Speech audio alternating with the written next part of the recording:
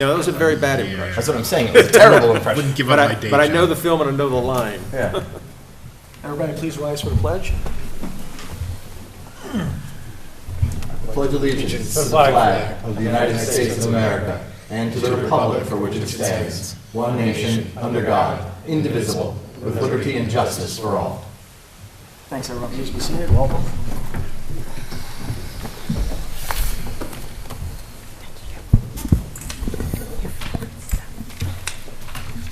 Councilmember Bardini, Present. Councilmember Tatina, Present. Councilmember Foreman. Here. Councilmember Ryan. Here. Supervisor Alba. Here. We have one, I have to amend one thing from the agenda. I have to remove which item, Cooper? Item 9992. Make a motion to remove item 9992. Can I have a second? Second. All in favor? Wait a minute, what's I gotta see what it 992? is. It's a It's the, procurement policy? No. Yes. Yeah, maybe, yeah. It's Yes. procurement policy. Yes. Okay, we're removing it? Yeah. We have to tighten Is that it just the discussion or the resolution as well? up. We could We're just, not going to discuss. let's just take the resolution out and we'll just skip it when we do the discussion. Yeah, like we can table it. Yeah, table the discussion. So 9992 and 9993 would be how we amend it. Okay. Cooper, you got that? Yep. All right, thank you. That's all I got. Mr. Gabba, do we need to take a second vote on that, or are we satisfied with what we've just said? If you amend the agenda, there should be a vote. All right, make a motion. Second. All in favor? Aye. Okay, thank you. All right, next up is the Town Board regular accepted as minutes, May 7th, 2025 at 7 PM. Presented as a motion. Can I have a second? Second. All in favor? Aye. Aye. Next up is introduction of new employees. So everybody that got hired, please come and tell us who you are. We should have 3 or 4. Cool. Hello, miss. Hi, I'm Gabby from Fishkill, and I chose to work in this job because I like hanging out with kids and I babysit all the time. Good, thank you. Welcome. Hi, I'm Madison Cardinelli. I'm a Fishkill resident, and I'm looking forward to working at this camp because I've been to the camp before and the after-school program, and I had a good time. So, hopefully I Welcome. can do the same. Good, thank you. Hi, I'm Carly Canaro. I live in Fishkill, and I'm looking forward to work at the camp because I like working with kids, and it's fun. Thank you. Welcome. Hi, my name is Tanya Pokar. I'm really excited to be here, and I'm really excited to work here as well. I've had previous experience working with kids due to being one of the oldest in my family, and I'm just really excited to be here. Oh, thank Great. you. Welcome. Thank you. Thank you. All right, great group. So a lot of parents here, they're going to get hired, so you don't have to stay for the rest of the meeting, you guys can go. So, thank you for bringing them. You got some We're beautiful all children. gonna get hired. Oh, one more, I One think. more? Bring her right up. Just in time. Are you being hired today, miss? Are you being hired today? Yes. Yes, so come to the podium, say your name, where you're from, and why you want the job. Bless. Thank you. My name's Lillian Kruppenbacher. I'm from Beacon, and I want the job so I can get experience working with kids in the community. Very Great. good. Excellent. Welcome. Thank you. So that's pretty good. Nice. Thank you for coming. You don't have to stick around. She's in. Okay? I know All it's you kids. raining and out there, and everybody wants to get home. So we're going to start with Russ and Mr. Beister today now. A little rain keeps everybody home. Have a good night, everybody. Take care, guys. Congratulations, girls. All right. That was a highlight of the meeting. Can we just go home now? That was awesome. That was awesome. You could always move to adjourn, Brian. All right, next up is privilege of the floor for general town items. So anything about town items, you're allowed to speak. You got nothing? Mr. Beister, you got anything? General items? Anything about town items? General town items? What time you have? Okay. Next up is privilege of the floor for general town items. Jackie, you got anything? Not tonight. You mean I liaison apologize. reports? Yeah. Liaison member reports. Jacqueline, you got anything? No. Greg? I'll keep it brief, no? Okay. John? Real quick, Thursday, May 8th, I attended a wake for Emil Panici, who was one of the most respected business owners in Dutchess County. He was quite a businessman, and I am telling you, all his employees loved him. Thursday, May 15th, I attended a gala at the Roundhouse in Beacon. The supervisor, Albra, and his wife were attending as well, benefiting the Howland Cultural Center. They honored Neil Kaplan from the Bannerman Castle Trust and Phil Saganer from the Town Crier Cafe. And this past weekend, Saturday and Sunday, I was up to Siena College celebrating my only child, Nicole Foreman's graduation from Siena College. Congratulations. Magna cum laude. Smart. She did not get her smarts from her father, I can tell you that. You're an honest man, John. Brian? Thank you. I That was met his fantastic. wonderful daughter. She is amazing, and I congratulate her. Finally, we have on the town website, under departments, pull-down menu, housing, we have the affordable housing program. And it took a bit of work on everyone's part to pull it together, pull the facts and figures together. If you pull it down, you'll have basically a sheet. The first one will be a snapshot of the entire program. Plus, we have named Jason Gilbert as the housing administrator. He's a fine young man. He'll be responsive, and he'll be updating the website for whatever is available when it's available. And that's always the tight issue. There are other things that'll be on there. There'll be an application available and just a lot of other information. So at least now it's accessible, and I think that's a very good and important step. And I want to thank the supervisor for working with me on that, and realizing we should make this information more apparent to people out there, because the calls come in all the time and the confusion is who's handling it, and now we just have that streamlined. So it's a very good step. I dropped into the police cadets last week. I wanted to congratulate them. I had not seen them in a while, and they had a competition, I believe it was in Connecticut, and I know they did well, and I'm just wanted to reconnect with them and let them know that I support them, and I know everybody on the board supports them as well, and I did state that. Ran into Becky and the supervisor at the 40th anniversary of the food pantry, and that was a very important thing. Just think about that 40th anniversary of the food pantry, and they have nothing but greater and greater and greater needs. So please reach out to the Village Food Pantry for food or monetary donations, because it just never ends. Enjoyed the Rombout breakfast recently. And a last thing, and this is a non-for-profit, so I'm going to go ahead and say this. I went to County Players and saw a great show, and the next show that's going to be in rehearsal, Lips Together, Teeth Apart, my wife is directing. Go see it. All right. Mr. Gaba, a couple years ago, we were talking about doing a buyout for 3 Toll Brothers homes and Regency. That didn't pan out, so they owe us 3 homes. How do we contact Toll Brothers to get those into our Affordable Housing Trust Fund? They should be in the Affordable Housing Trust Fund already. They're not. I don't know, is there a transfer or anything like that? I'm unaware of that. I don't think it ever left, but I'm not I certain. don't either. Has it been, does it get dedicated to us? I'm not, this will be the first 3 homes under my watch that come into the inventory, so I'm unaware. That might be a good Yeah. question for Christian, since he gathered and had all that information and was running with it, and we just turned it over to Jason. Yeah. So he might be able to tell us. Yeah, 'cause I'll email him. Yeah, because I'm unaware of how do we get that into inventory. Yeah.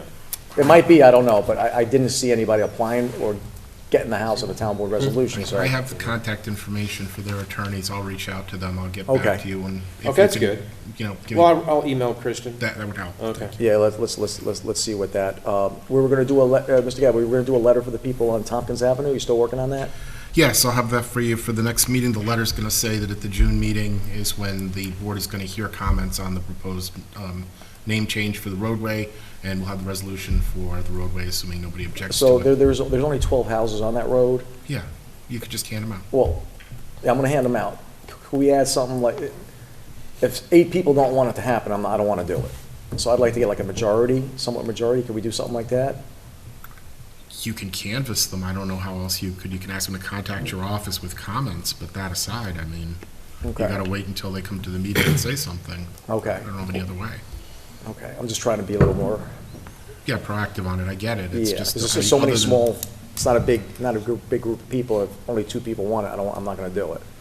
I understand, but other than passing out the letters and asking to contact you before the meeting, I don't know how you would get it done. Okay, in the letter, can you just put my email address in Of there? course. To contact me, whether they want to do it or not? And if it comes up to 7 that don't want to do it, we'll just table it. I'll get you the letters. Okay. Yeah, ask them to contact you either way. Yeah, either way, because it has impact on, when you do your deeds and things like that. So I don't want to screw anybody over on that type of stuff. I understand. Yeah, okay. Ma'am, did you want to speak? Briefly, Come on. thank you. Yep. Good evening. We have a standing room only crowd tonight, so. Yes. I can see that. We have time for you. I had attended the last meeting, and the next day I'd followed up with an email to Ozzy, and he had promptly responded to me. Could you say your name, please? Oh, I'm sorry, Sheila Naw, Millholland Drive, Fishkill. He had responded that he would forward some of my concerns to the appropriate party, whoever that might be, and I was just curious if you had received a response, or if I would ever receive any kind of a response. No, I can just tell you that we're going to handle the animal calls in a more sensitive nature. And if there's information like what happened with your incident, was you guys had a positive resolution toward the end, and it basically got timed out, and an unfortunate incident happened. So if there's any, I told the chief that if there's any additional information, then maybe we could hold out longer to take action on something like this. But the sensitivity of the nature of the community is a paramount concern, and you indicated that you were just dissatisfied with I wouldn't say conduct, response maybe, Right. and they're gonna be a little more Investigation or looking into it or whatever. Yes. Because, as I had said in my email to you, okay, it's a dead deer, we can afford to lose a deer. It was the aftermath and then I understand that. the Yep. potential impacts as far as health hazard, and I don't want these people's names, phone numbers, and personal information in an I ugly understand. divorce custody battle on my phone, Yep. And it was careless, if nothing Well, else, so. that is, we spoke about that. That is public information. Anybody can foil that and get that, so it's not Okay. nothing negative. And we're also gonna, if there's anything on our property or close to our property, we're gonna remove the animal. Okay, Not let it thank sit you. there for days. That was it. All right, thank you for Have a coming good in. evening. All right. Stay dry. You need anything else, please stop in. Okay, All right. take care. Yep, thanks for coming. Let's see, I have no comments, no presentations. First discussion, is everybody okay with waiving the fees, all the fees for the vendors attending National Night Out, Yes, only for town events? yes. You guys okay with that? Absolutely. Yeah. Yeah, You guys are okay with that? absolutely. Mr. Gaba, can we do one resolution for if there's any type of event regarding the town, that we don't have to keep doing these resolutions, we could just waive them in perpetuity? Is that possible? Like a every- town-sponsored event? Only town sponsors events. No, We- you can't do it in perpetuity. You can do it for this year if you want. That's But good. that's about as far as it goes, All right, because future boards may feel differently. I understand, yeah, I was worried about that. So this year, this will be the end of it, but next year, we're gonna have this again, and then the 250th anniversary celebration. So if we involve food trucks, we have to do another resolution for that, or just one yearly one for everything? I think you could do an annual one, sure. Okay, all right, maybe I'll start putting that in the annual, Do it at the reorg the meeting. reorg meeting. Okay, everybody's okay with that? Everybody okay with number 2, discussion of the townwide fund adopted budget for auction proceeds? Yep. Number 3, discussion of modification, general A fund adopted budget for auction proceeds for parks equipment. Everybody okay with that? Yeah. Discussion of resolution establish the 2025 Village of Fishkill sewer rates. Any questions on that? No. Number 5, discussion of resolution to approve peddler's permit for Hudson Valley Munchies. I know we voted this down. The individual, him and his wife contacted my office. I asked him to provide more detail of what happened during that incident, that the police department denied his approval. His attorney responded to me in a letter. I sent that to the chief, and the chief is neutral, and is going to leave the decision to the board. I support it. I called, Mr. Beers today and made inquiries. I thought we voted it down. I saw the chief's same comments in there, that he's against it. So I've heard that things have been rectified, so if he's happy, you're happy, I'm happy. Yeah, their attorney wrote me a letter. It was, there's really nothing to it. Yeah. But good. the chief did his due diligence, found out we got a response. The guy got his due process, and he won this one, so. All right, cool. Not bad. Next up is discussion of resolution to hire summer staff. We saw the wonderful young teenagers here. Yeah. Read Next. Jason's email on that, and Yep. really, really a bunch of good people. We're very fortunate. Yep. Next up is discussion of resolution authorizing a 5-year capital lease, purchase and finance town vehicle equipment. Everybody okay with that? No. No? You want to discuss it at the, during the Yeah. resolution?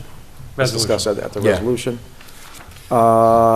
Discussion, a resolution to transfer 15% of park rental fees to the Recreation Department, effective June 1st this year.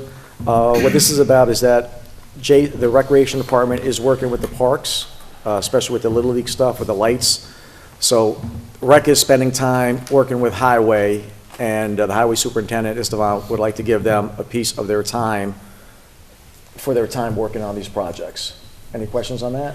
Oh, I'm just, is that, I mean, I totally respect that, is that, I saw Carmine and I meant to ask him about that.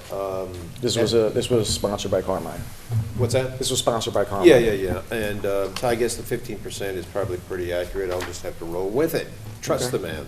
You everybody over here good? Absolutely, yeah, I think that's very fair and magnanimous of Carmine to acknowledge, And we tabled number 9, the procurement policy. What was Yes. that? Number 9 we tabled, right? Yes. To the next Yeah. meeting?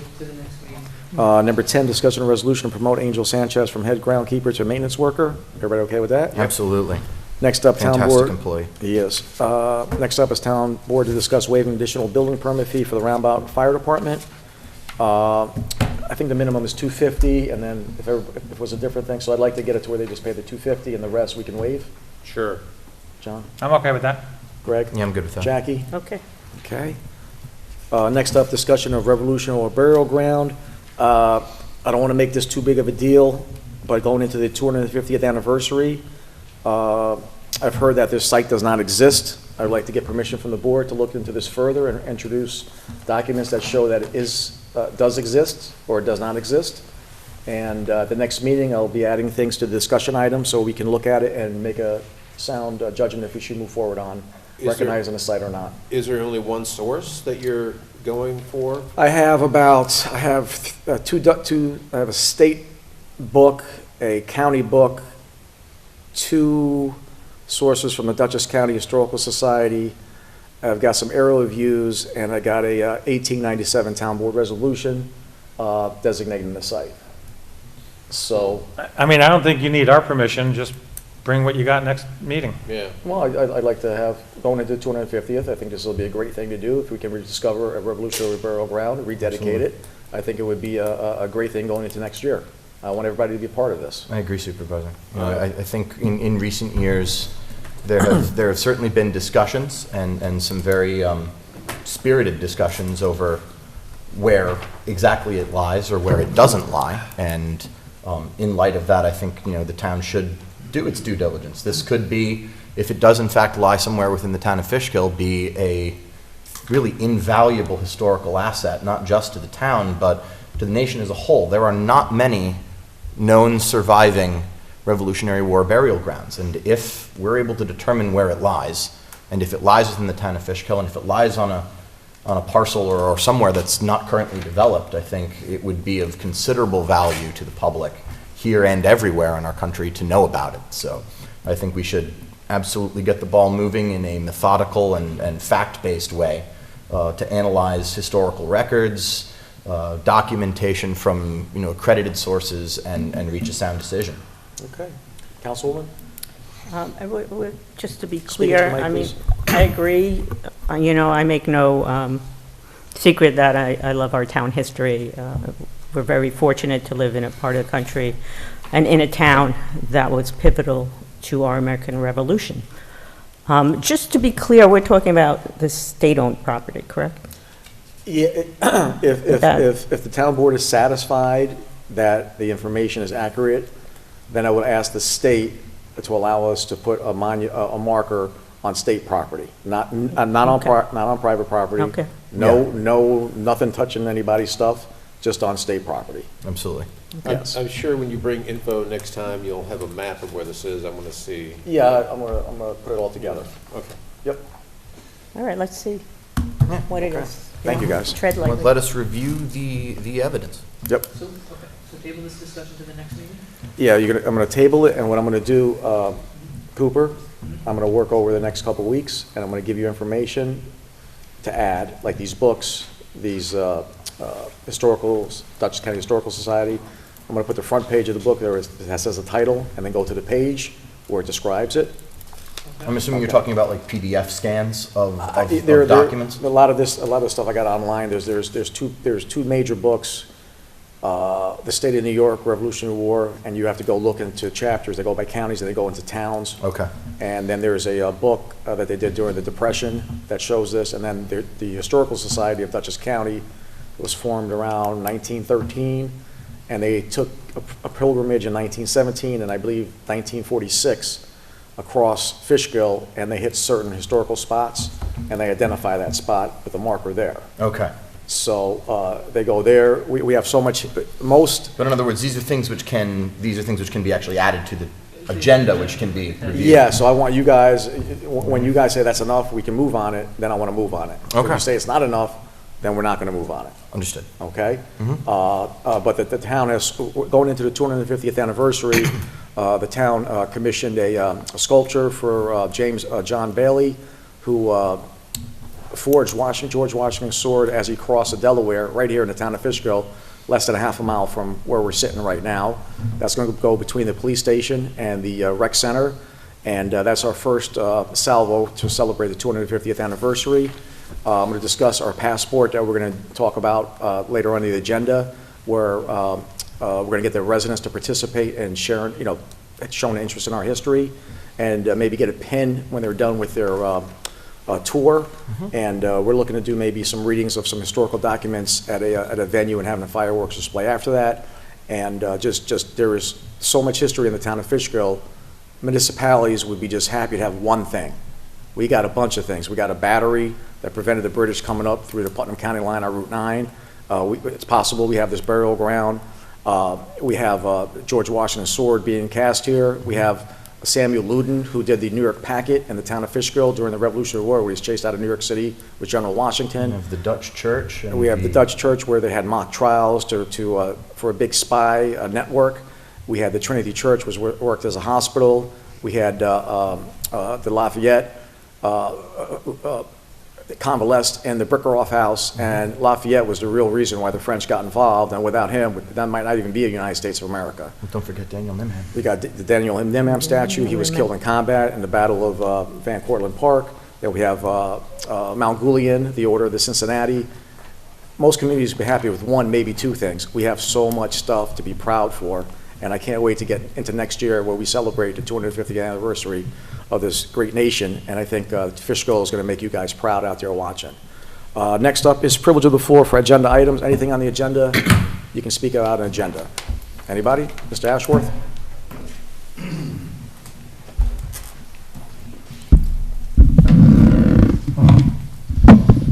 Greetings, Mr. Supervisor, Town Board.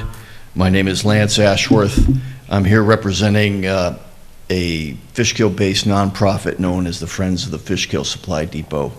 And playing on the last topic, I'd like to speak a little bit about the burial ground. That I think there's some discussion in terms of whether it exists or where it exists. I'll state for the record that on the part of my group, there is no question as to where the burial ground is. It's at the northeast corner of the intersection of Route 9 and Van Wyck Lake Road, which is the southern end of the property that's currently proposed for the Continental Commons development proposal. Why do we think, or why are we certain that it's there? I'm going to touch on a couple points. I'm going to kick off your discussion and make it easy on you, Mr. Supervisor, to collect all the information that you need. According to our own research, the earliest known reference to the burial ground appears in the pictorial field book of the Revolutionary War by Benjamin Lossing. So in the 1840s, Benjamin Lossing, wanting to document all the important sites of the Revolutionary War, traveled up and down the original 13 colonies. and created basically a logbook of each of those sites. He spent several days in Fishkill. He was escorted in Fishkill by who was then a Dr. White. Dr. White was the son of Mr. White, who lived during the Revolution through Fishkill and attested to the location of the various sites that Benjamin Lossing documented in his book. One of those sites was the burial place, and this is what he has to say. The burial place of the soldiers is at the foot of the mountains, where a road of Isaac Van Wyck branches eastward from the turnpike. So all you have to do is turn to a Beers map of that same period, the mid-1800s, and you'll see clearly the location of the principal homeowners in Fishkill. Isaac Van Wyck's house was at the intersection of Route 9 and what is today Van Wyck Lake Road. So that's the earliest known documented reference that we're aware of. Was, Mr. Ashworth, was this house where Moog's farm was at? Yes, So that was a private residence during that time period? it was. And then it became the restaurant after? Sometime later. I'm not a native to Fishkill, but sometime later it became a restaurant. Because I've seen some documentation where there might have been a house right on the road, a little bit north of that, a little more east on Van Wyck Lake Road, There were other houses later. but he was right on the corner. He was right on the corner. Okay. Yes, he was. Next up, in 1882, James Smith wrote his History of Dutchess County. In that he says, "It is doubtful whether any spot in the state," and this is referring to Fishkill, "has as many of the buried dead of the Revolution as this quiet spot." Smith goes on to say, "Near this residence," now he's referring to the Van Wyck residence, the Isaac Van Wyck residence, "by the large black walnut trees," says a Mr. Brinkerhoff of Fishkill, "and east of the road near the base of the mountain was the soldiers' burial ground." So it lines up with what Lossing had to say. "This almost unknown and unnoticed burial ground holds not a few, but hundreds of those who gave their lives for the cause of American independence." So this is less than 100 years after the Revolution. Smith is documenting this source. So much closer than we are today. Of course, I think you're familiar that in 1897, Medal of Honor winner General Daniel Butterfield of the Civil War came to Fishkill at the request of the DAR. And as part of their nationwide campaign to mark all the significant spots of the Revolution. What's DAR? The Daughters of the American Revolution. The chapter here, Melzinga chapter, wanted to place a monument at the burial ground. That monument, which presently sits on the grounds of the Fishkill Historical Society, originally was at the corner that I described, the northeast corner of that intersection. Let's see. We have photographs from the early 1900s of the DAR monument in place at the intersection, including a photograph with the Moog's farm, Isaac Van Wyck house in the background. So it corroborates what we know to date. See, there's McCracken's Old Dutchess Forever, published in the 1950s. And then we get to the modern day stuff. So you're aware that in the 1970s, on successive summers, Temple University students came to Fishkill to do archaeological work on the Dutchess Mall half of Route 9 to discover what archaeological remains there were prior to the building of the mall. Interest developed as to the east side of the road and the burial ground, and so the students returned for one more summer in 1972 in an effort to finish what they had started on the west side of Route 9 where the Dutchess Mall site is, but then start a new effort on the east side to find the burial ground. They did not find the burial ground for various reasons we can talk about later, but they made a very nice archaeological sketch that captures the precise location of the DAR monument at the burial ground. Now we know some years later, two contemporary studies by Greenhouse Consultants Incorporated in 2007, November 2007, and Hartgen in 2013 actually identified burials at the site that I'm talking about. So again, the southern end of the Continental Commons site.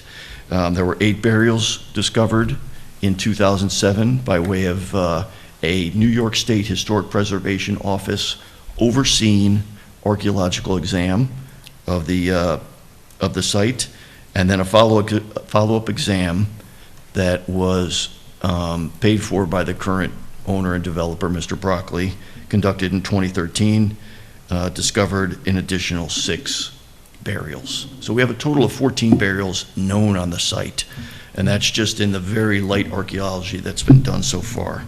Can I ask you something? Please. Mr. Lance, what did when the students were on the other side where the Home Depot is? Yeah. Home Depot or no store was there at that time, is that correct? That's right. That's right, yeah. Because I moved here in the late 90s, so I didn't, it's deteriorated. I didn't know how long it's been there. But what did they find over there? They found what maps from the Revolution would indicate they should have found, which were the remains of the Fishkill barracks, the soldiers' barracks. That was contained on the west side. I see. Yeah. I didn't hear you say what they found. I felt like something had to be there. Yeah. Okay. Yeah, the barracks. I mean, when you look at the muster rolls from the Revolution, which I'm going to talk about in a second, at any one time at Fishkill, there were 2,000 soldiers guarding the site, guarding all the workshops that were taking place and all that sort of thing. That may not sound like a vast number now, but 2,000 soldiers in the 1770s was a significant portion of the Continental Army. Yeah, it was about a fifth of the Continental Army, quite honestly. Okay, so I talked about the historical stuff, right, which refers to the burial ground, the location of the burial ground. I talk about the 14 burials that have been found in the modern day within the past 10, 15 years. There has been some talk in the context of taking different sides on the Continental Commons as to whether the burial ground that was referenced in the historical texts could be some other burial ground at Fishkill. Yes, I'd like to know if there's a possible Okay, like the other spot. Rombout Cemetery. Or the cemetery that's in Shenandoah, off Shenandoah Road. Because remember, historical Fishkill is Beacon, Fishkill, East Fishkill, and even parts of other towns. Wappingers and Poughkeepsie. Mhm.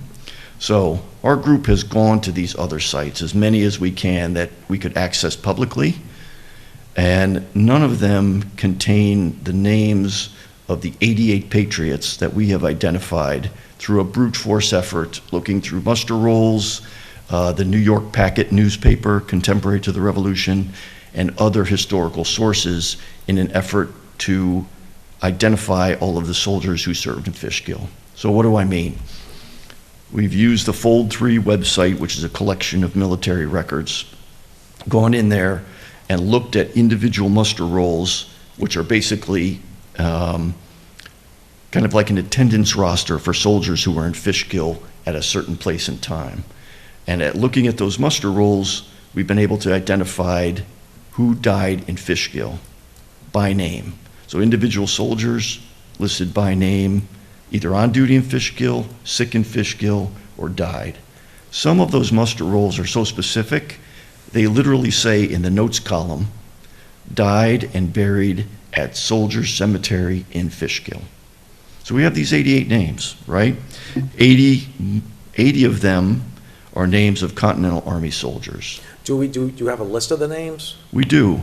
On our website, we have a tribute wall, and you can go through and you can look at the names from start to finish.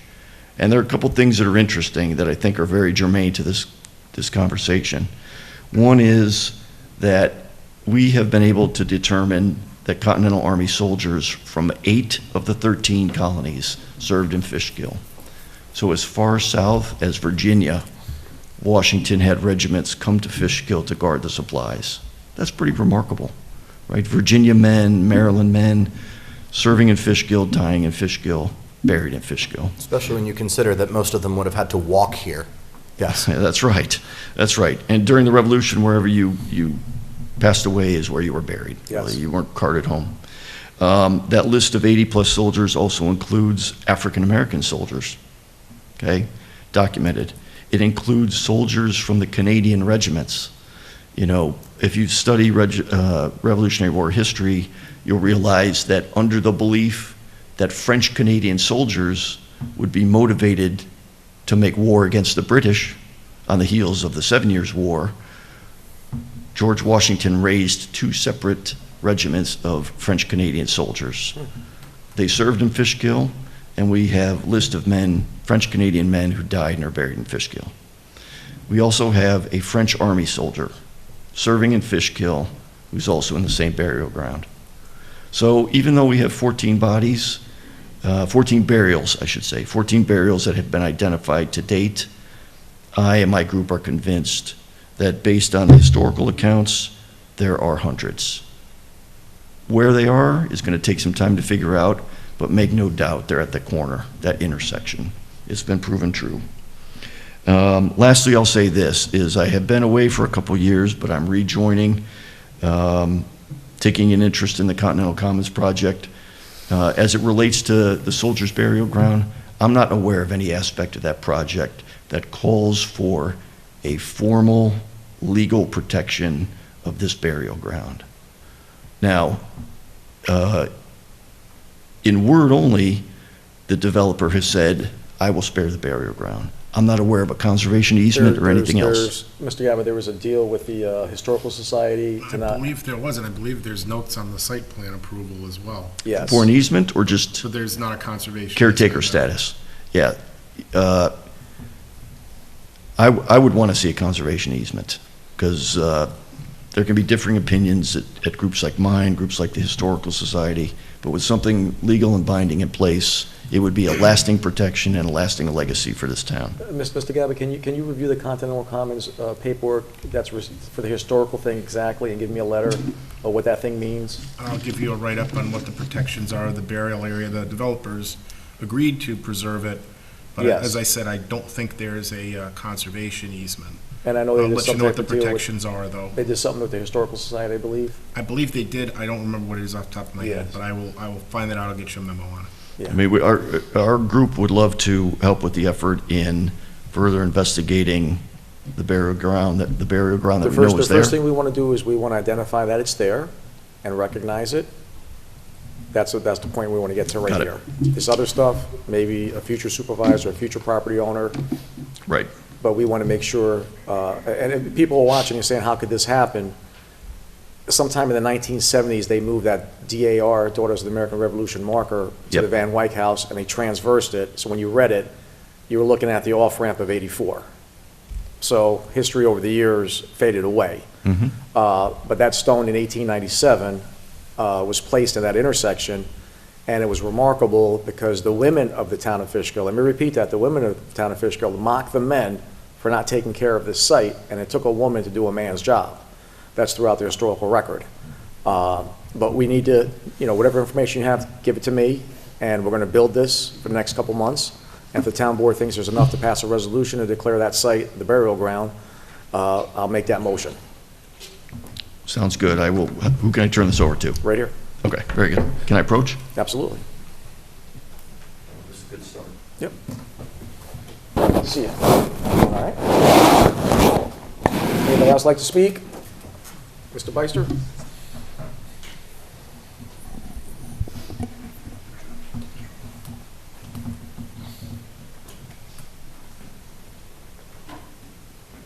I'm Martin Beister. I live on Highview Road, up on Highview Road, and I've been working on this project of the Fishkill Supply Depot since. Speak into the mic, Marty. Mr. Beister, in the mic. My name is Martin Beister. I live on Highview Road here, and I've been working on the Fishkill Historical Society and the Fishkill Supply Depot since about 2007, or even earlier than that. And I heard with what's been said already, and basically I agree, and I'm here to try to accomplish the same thing. I think the burial site that's on the Fishkill Supply Depot is really needs additional recognition, formal recognition by some legal authority that will protect it from further development. On that property is a long-lost burial ground. The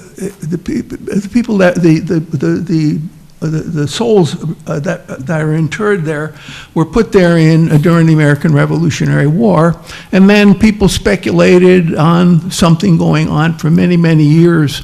And it was finally determined in 2007 by excavation that there was indeed a burial site there.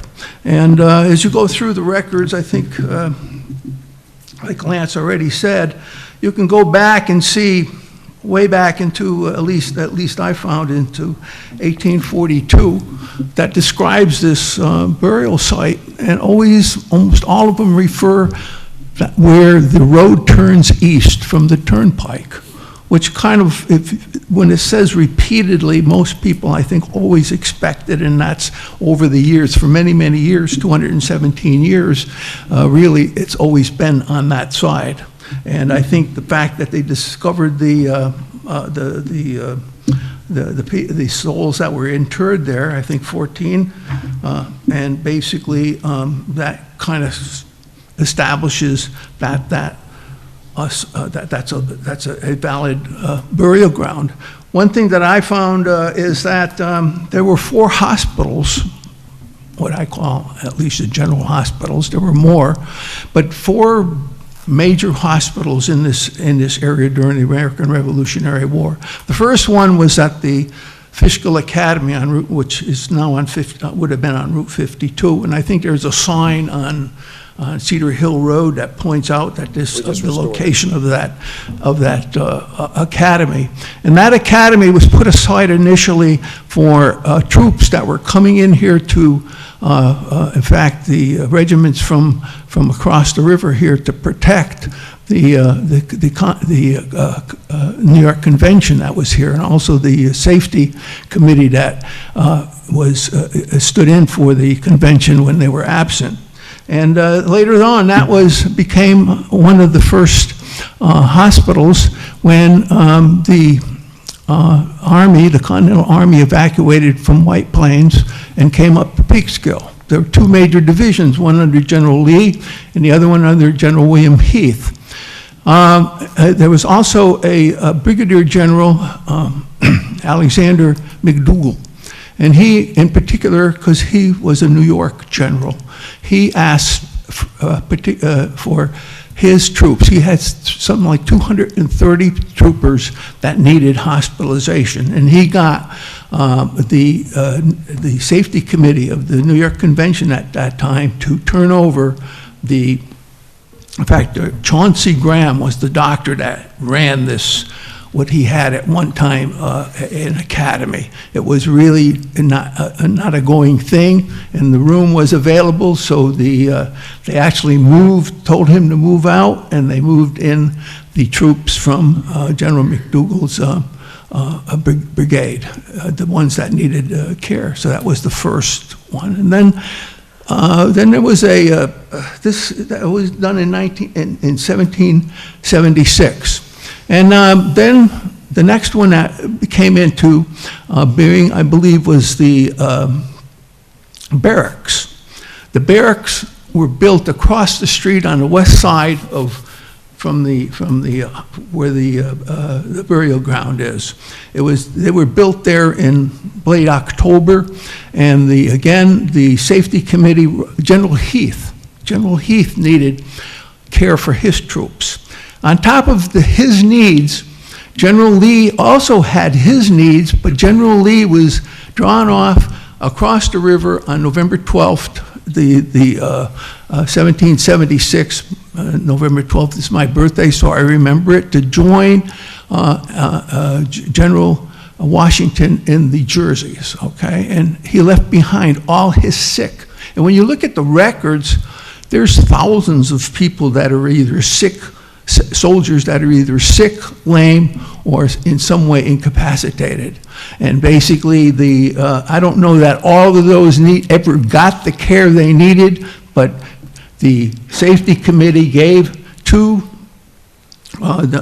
General William Heath permission for his sick to go to the barracks. Newly built barracks by William Duer.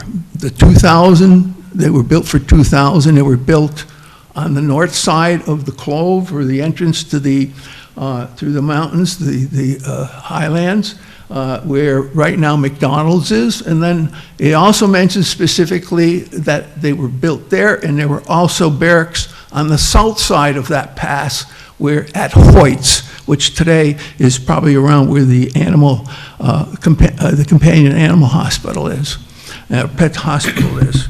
So those were filled up in 1776 and 1777. And then in that process too, eventually the Trinity Church got filled. When the safety committee came here, they went to the Trinity Church and found out that it was full of dung and broken windows and was unsafe for them to meet there. But it's interesting that the military stores were put in that, and they were in there during the latter part of 76 and the early part of 77. So that hospital, when it was turned over when that building, Trinity Church, was turned over for a hospital, it would have been around in 1777. So that's 3 hospitals. Where's the fourth? Fourth one didn't come in until 1788. 1788, when McDougall, again, he was the major general, a major general now, and he was in charge of really the highlands and also the operations here at Fishkill. He saw that the troops in the barracks and in Trinity Church were suffering. They did not have adequate coverage for their needs. So what he did is I guess the Presbyterian Church or the pastor there or whoever took care of the church at that time wasn't too cooperative. So he seized the church. He seized the church so that he could put the sick and wounded and lame in that church and give them the proper coverage. And I think that's the time when the small girl I think is the basis for this whole story about the burial ground near the foot of the mountain. She basically saw the dead stacked like cordwood in the village, okay? And where would they been buried? Would have they been buried out at the Presbyterian Hospital or the Presbyterian Church, or would have they been buried up in the graveyard or the burial spot across from the barracks? Well, I think that can't be really settled, but basically they were certainly close enough to be buried up here. But what's interesting is, when were these hospitals most in need? Okay. First of all, when those 2 divisions under Lee and also under General William Heath evacuated with Washington to Peekskill. That's when they came in need of the barracks, and they got the barracks, okay?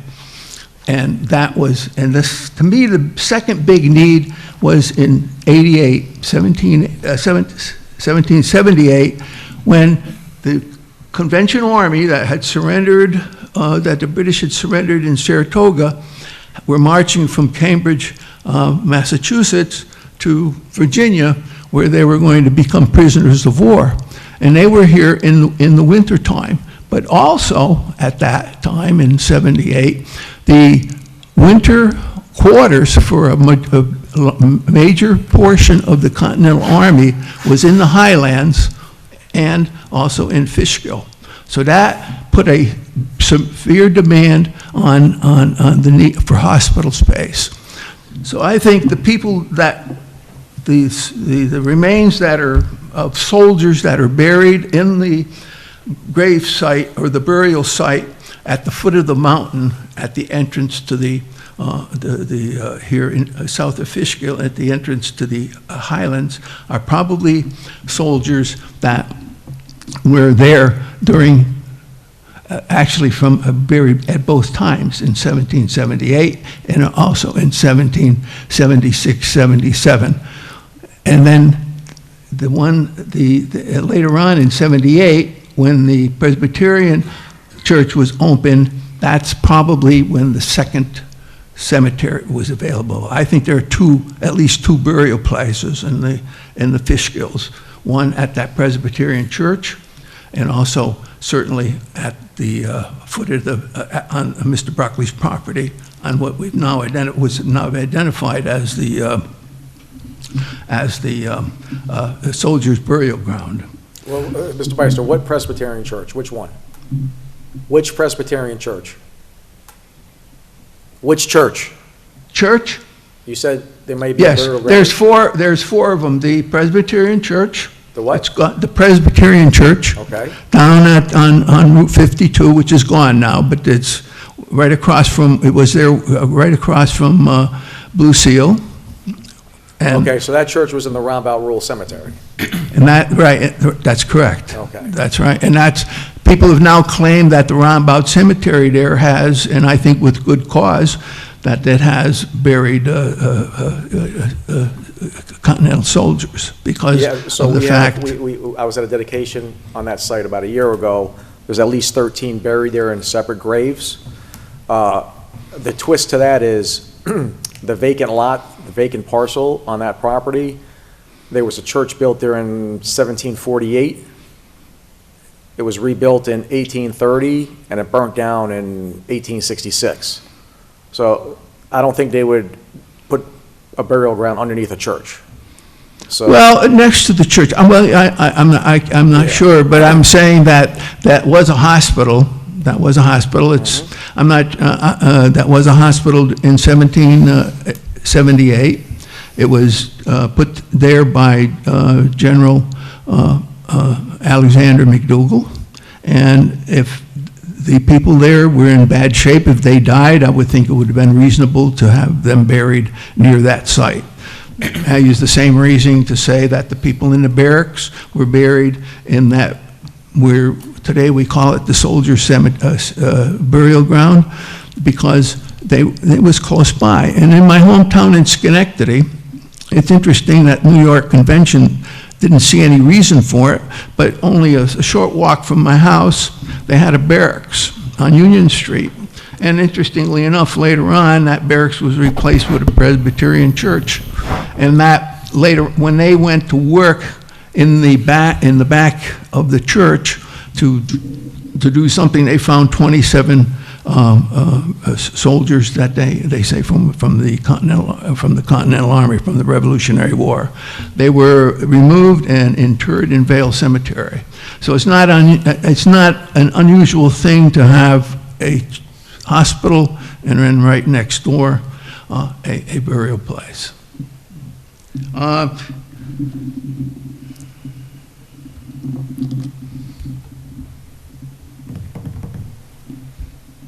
So anyway, what I have here is some papers that basically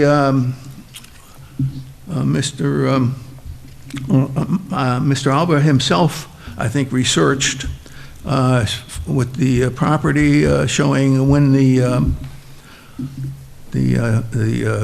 property was donated for the DAR Memorial, which now stands in the Fishkill Historical Society's property, and he runs down a nice series of how all this happened.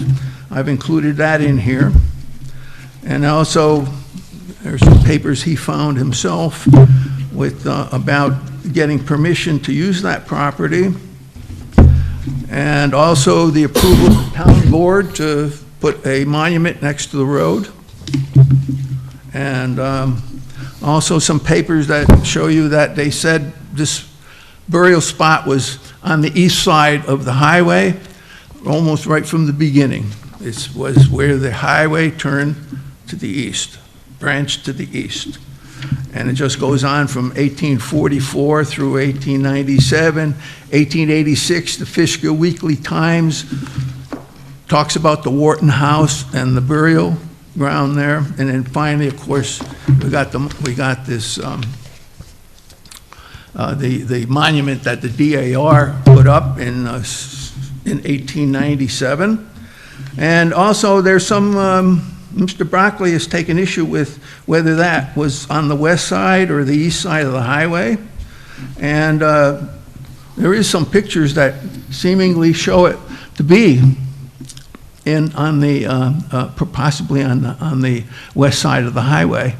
But I can't explain that, but basically, the pictures that were taken in 1907, there's one picture that doesn't show the entire background, but one of them shows, and you can look at it, it shows the mountains in the background, and I believe if you line it up, you'll see, I'm not going to remember the name of it, but the mountain, can't think of it right now, but anyway, there's a mountain, Honess Mountain, I think it is, Honess Mountain. It used to be Honess Road, actually. The Van Wyck Lake Road on some maps was called Honess Mountain Road, and it points right towards towards Honess Mountain. And when you see a full picture of this particular one that I have in the, which is cropped and it's missing, you can look back and you can see that there's what I think is Honess Mountain.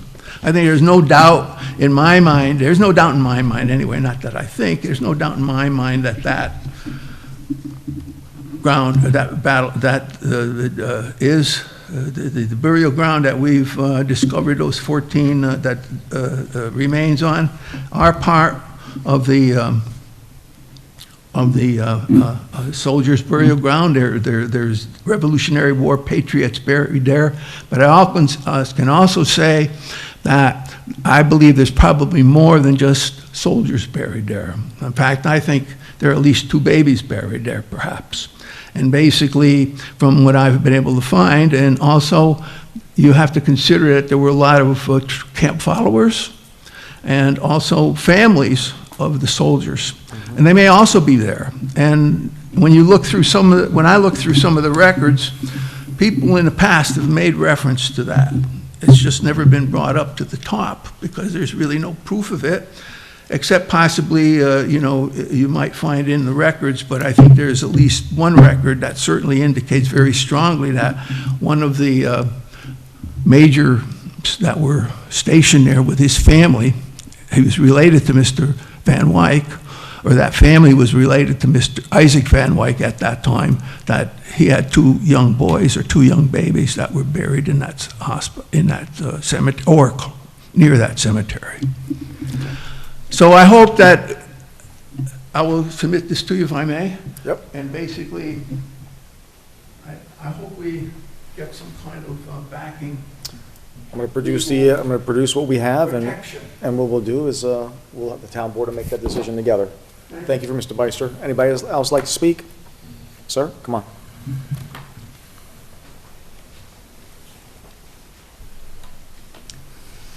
Hi, good evening. My name is Keith Riley, and I'm co-president of the Friends of the Fishkill Supply Depot. So thank you for putting this on the agenda tonight. It's a really vital issue. And while Marty was speaking, I was thinking when I first learned about the Fishkill Supply Depot was when I went, I think the year was like 2012, and I went to Nature's Pantry, and Marty had a little booth of information booth talking about it. And then about 5 or 6 hours later, I came back, and my wife wanted to know where I was, and I was learning all this facts and information about the Fishkill Supply Depot from Marty that I never knew about before. And I'm a social studies teacher over in Carmel, so I started doing my own research and sharing this information with my students. And what I find is that local history really matters, and that's the best way. I've been a teacher for 29 years, is to get students involved in terms of finding out locations of places, finding out where they can access it, and speculating on what may have happened, right? Because this is 250 years ago. We don't have all the facts, but the Friends of the Fishkill Supply Depot is dedicated and has been dedicated to trying to find the most accurate information from all available means. And in, I think it was 2016, that's when I got involved with the Friends of the Fishkill Supply Depot. And again, I was really impressed with Lance's information that he gave and research that he's done. And we've had symposiums with people with doctorates that have really researched this information. So again, my knowledge is, I'm still learning this information, and I'm just happy to be able to have the resources of Mr. Beister and Lance that have really helped me get a better picture of how significant this area was. And again, what I try to do is then translate that to my students as well, to try to get them to realize that this Hudson Valley was so important at every level, from indigenous people that have lived here for thousands of years, to colonization, to the American Revolution, all the way up through the Civil War into today. So there's so many movements that happen right here in the Hudson Valley. So place and location is vital. And Fishkill is at the center of it. And that's the reason why there's so much need for people want to progress and people want to develop.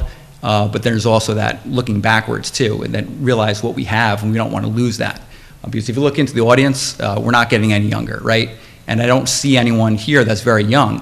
And again, I think it's because they're not aware of the significance of this site and of this place. And I think we have a real obligation, regardless of where we live, to focus on the importance of place. And we have a story to tell right here in Fishkill with the 250th anniversary approaching. This is the time, and if you can do anything in your power on the board to recognize this cemetery, that will lead to interest, and it'll lead to enthusiasm and motivation, and get people to really care about the past, look at the present day, and see how can we get better, right? And this idea of being dedicated to this unfinished work that we're here to do, to try to create this America that the country was founded on 250 years ago, and it's been an up and down struggle, and it's always going to be a struggle, right? But like Frederick Douglass said, without struggle, there is no progress. And I think we have a chance here to really put Fishkill on the map nationally, internationally, as a place that cares about history, and that's what we're about. So I just want to kind of, again, thank you for putting this on the agenda, and know that the Friends of the Fishkill Supply Depot will work with you in any way to educate. As an educator myself, and many educators on our board, we are really committed to preserving our history, protecting our history, and showing what we value. And again, just on a side note, I'm studying the Civil War, and we were researching soldiers that fought in this area, that came from this area, and we found this article of a high school student from Brewster, New York.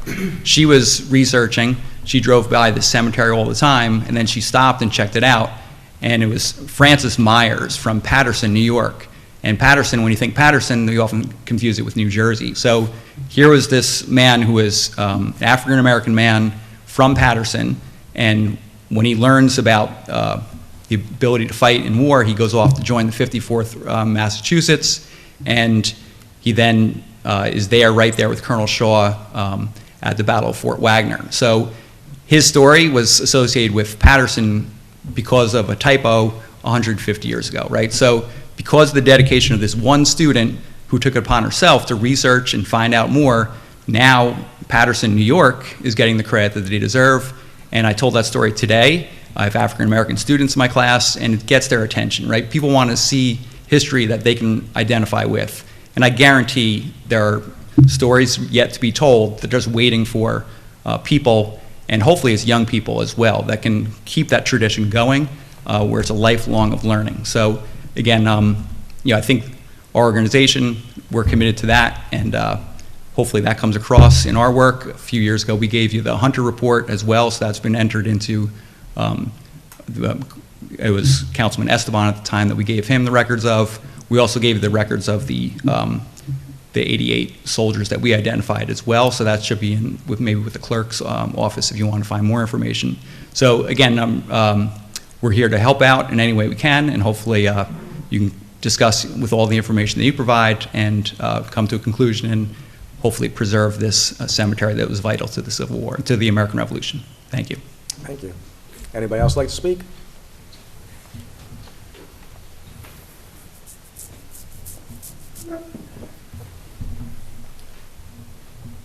It's really so fascinating, and it's good to hear. You could have a whole seminar or a series of seminars for next year at the 250th, and maybe you'll consider doing that. I think it would be really great. One thing that I did have questions on that was brought up during the meeting, I'm curious if there are a findings report from the Housing Department available to the public regarding the units that the developer is looking to buy back.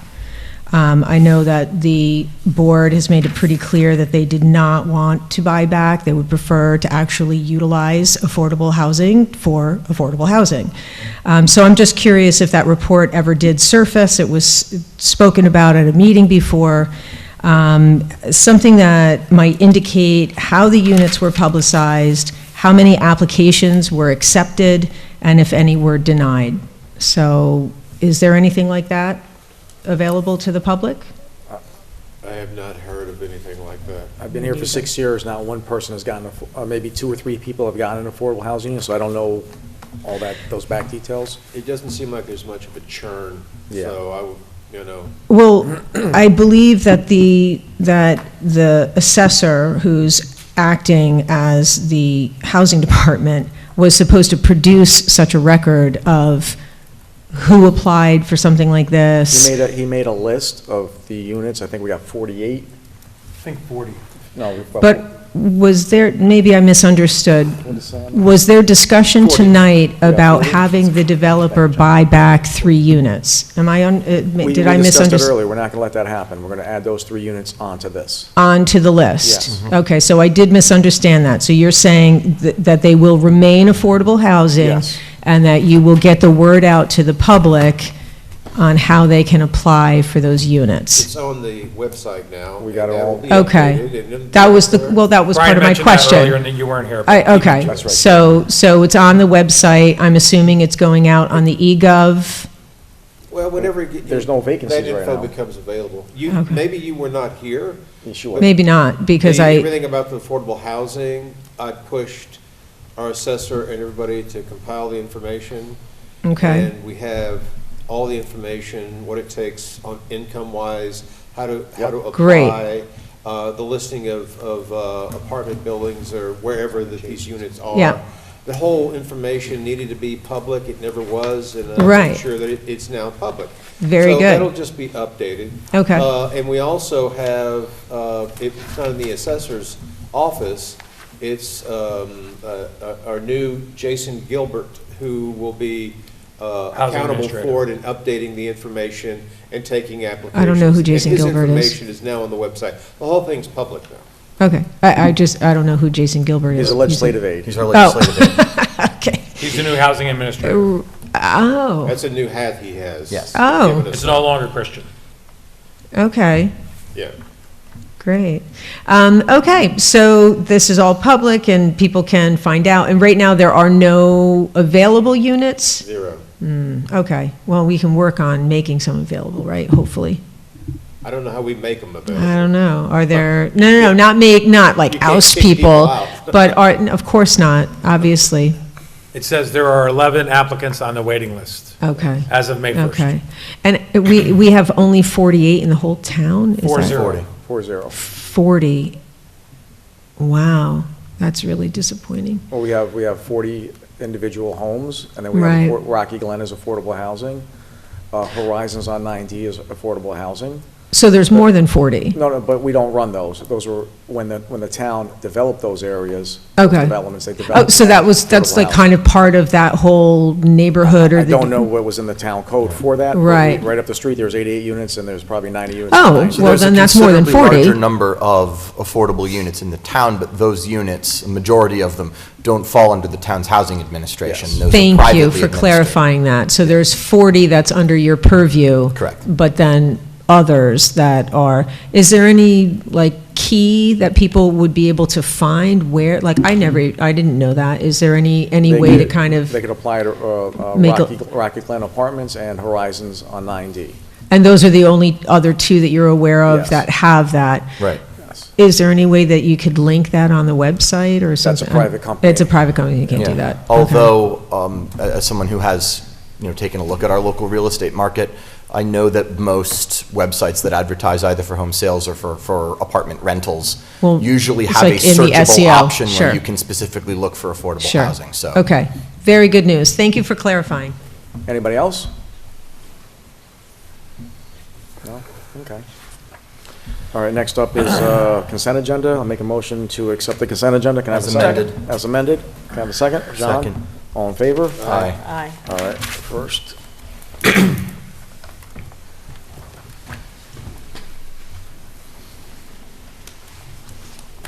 All right, the first resolution to approve the peddler's permit for Hudson Valley Munchies.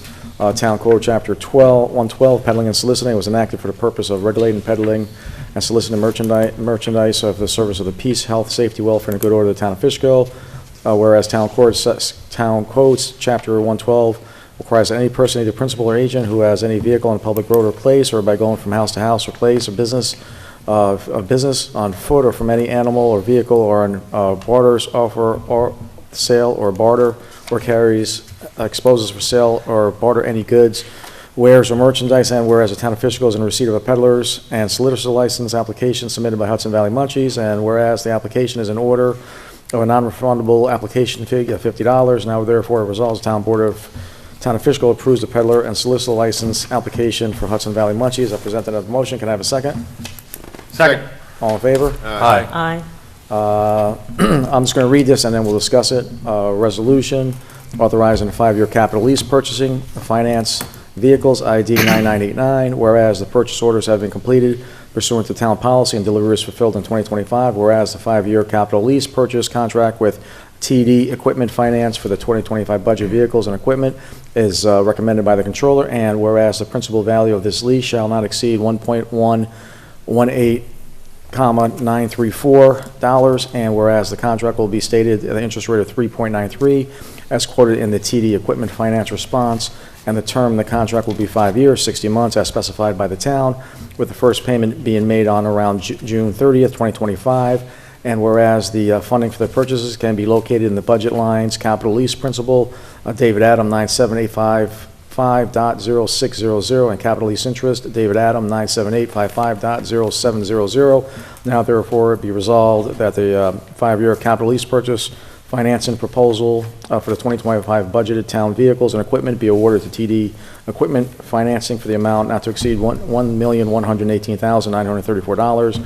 And be it further resolved that the town board of the town of Fishkill hereby authorize the town supervisor as designated to take necessary steps to effectuate the intent of the resolution, and be it further resolved that this board resolution shall take effect immediately.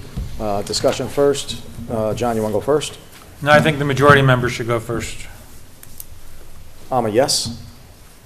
I support this. Jackie?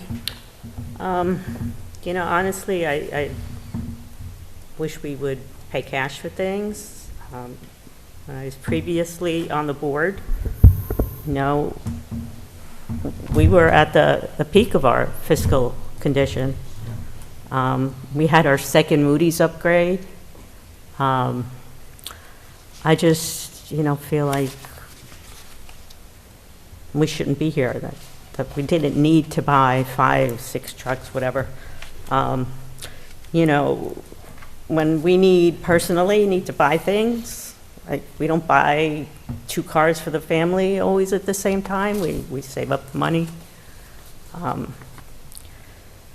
think it was kind of not the best way to go about doing this. And like I said, I'd rather we would have saved up and paid cash for some of these things, gone in progression over a couple of years. So I'm a no on this. Okay. Yeah, so am I. I completely understand the council member's perspective. Of course, I wasn't on the board in 2021, which was, I think we can agree, the peak of the town's financial strength, Get into it, Mike. which is quite an accomplishment when you consider that 2021 was still in the middle of the COVID pandemic, and it speaks to how well the town was being run to continue to do business at full strength when a majority of municipalities, county government, state governments across the country were in free fall financially. But as we all know, in 2021, the complexion of this board changed with the election, and in 2022, things started changing in terms of how our budgets were done, and this resolution tonight is the product of one of those budgetary changes. I criticized the practice of slashing tax levy and then entering into bond agreements where we now have to pay interest when we could have paid cash and avoided that altogether. I criticize that as a candidate. I've criticized it at this dais. I've spoken with Fishkill residents about what, frankly, a catastrophic decision that was. And I have to reiterate that by this time next year, the town will be $3 million poorer because of a decision made by the Republican majority in 2022 to take $750,000 off of our tax levy. Now, it may seem like a nice idea at the time, especially when you're running for town supervisor and you want to cut people's taxes, which, to be fair, the Republican majority did, to the tune of about $4 per household. We're now $3 million poorer as a town so that Republicans could run their 2023 election races and tell you that they saved you a cup of coffee and a donut. This could have been done in cash. We're looking at, correct me, Supervisor, about $2.8 million total of bond amounts from the initial bond in 2023, which was, again, before I was on this board, and the resolution before us tonight works out to about $2.8 million. Am I correct on that math? You have two things. You have this lease agreement, which is Right. 1.1 million, 1.1. and then you have a bond, a 5-year ban. Right. 1.7. 1.7. Yes. So we're looking now at $2.8 million of investment when we could have, by this time next year, been $3 million richer than we are now. Now, I'm not a mathematician, but I do know that $3 million is more than $2.8 million. And as much as I recognize the need for the town to have adequate equipment and safe equipment and be properly supplied to perform our obligations to our residents, I cannot vote for a measure that would, in so doing, validate a decision from 3 years ago, which was just absolutely catastrophic for the town. So I'm also a no. Okay. There you go. So, Mr. Totino.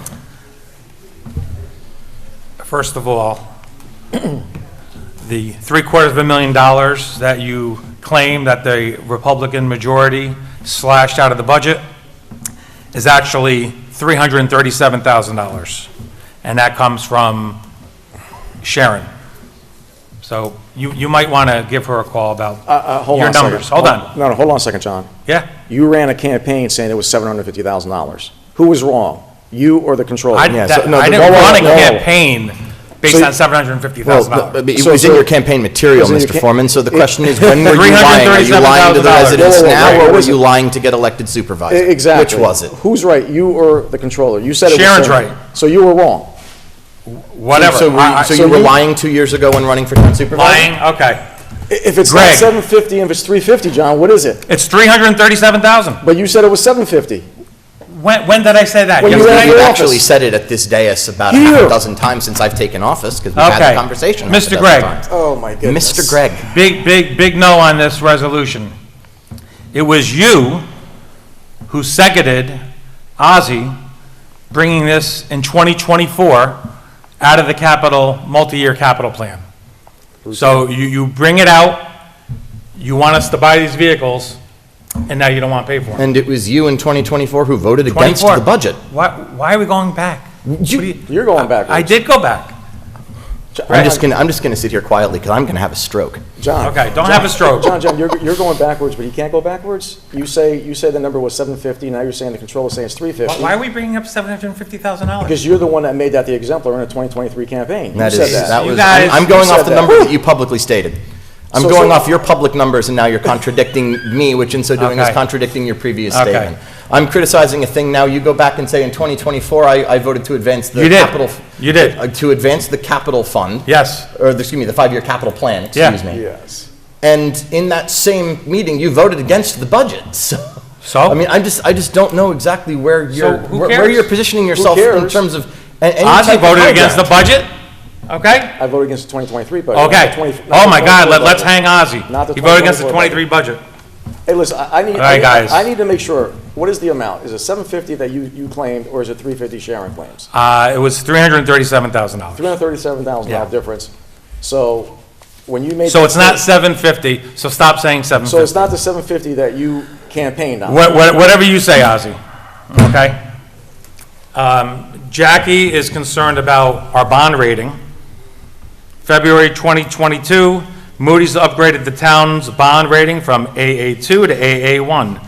This ratings increase was attributed in part to the strong fund balance position of the town. So, Ozzy, what is the other option here? What happens if this goes down? We pay for it in cash. Pay for it in cash, which means we have depleted highway department fund balance. Hurts our cash flow in the town. How does that help our bond rating? Explain to me. I asked the question, please. There's 3 people on this board. Yep. That wants these trucks. Me, you, and Brian. Oh, I want the trucks. I don't like this. Yeah. Okay. Just to be clear, I am not against our highway department having the equipment. You want that to it deplete needs. our fund balance? Is that what you want to do? No, I think he Because that's what we're going to do. That's My- what we've no, already done. John, the entire point that I've been making is that the reason why we have to make a decision like this is because our fund balance has been depleted because of you. Because of that me. has been my point. That is a big joke.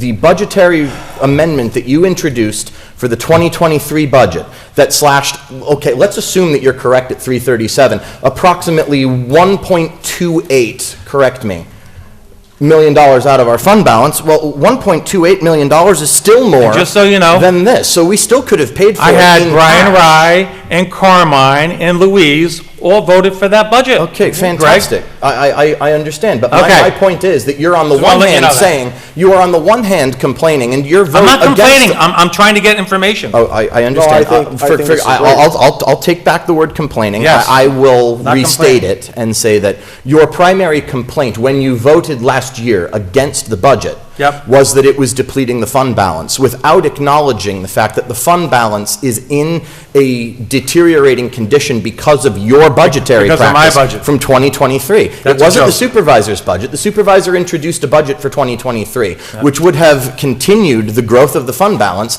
as it had done in the previous years when he was working with the comptroller on that. It was your priority to cut taxes. You did. You saved everybody a cup of coffee and a donut. Yeah. Congratulations. Okay. I'm sure everybody enjoyed that last trip to Dunkin' with the money that you saved them. The point being that you cannot have the cake and eat it too. You are, on the one hand, saying, well, how can you vote against this? Well, my point is that we shouldn't be in a position where we have to lease, or we could have been able to purchase this with cash, with at the minimum, We 1.28 basically million. did purchase it with cash. Listen, I'm happy. The trucks are paid for, Greg. Listen, I'm happy. The trucks are paid for.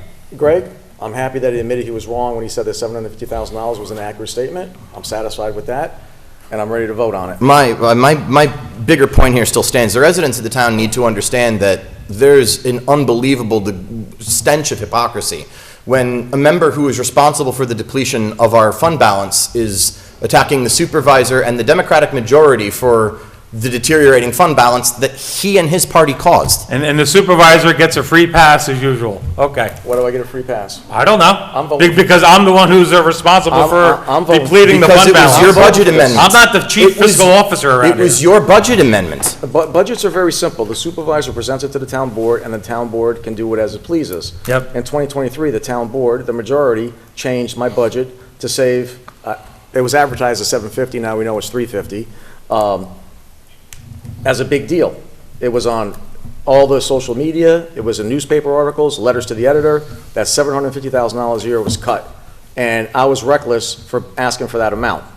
This is what was on, everybody got it in their mailboxes and everything like that. So now everybody knows it wasn't $750, it was $350, and I'm glad you were honest about that. And it also, And that's- by the way, I'm tells happy you to that hear you really can't believe a word or a number that you read when you get a Republican mailing in this town. That's a true statement. Phew.